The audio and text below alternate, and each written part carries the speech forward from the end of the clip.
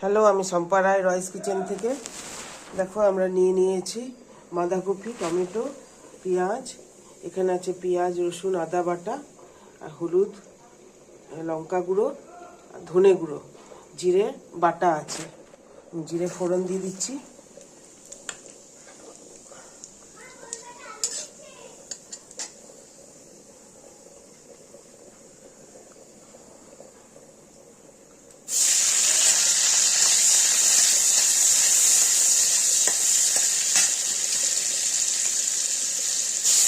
Tomato দিয়ে দিলাম।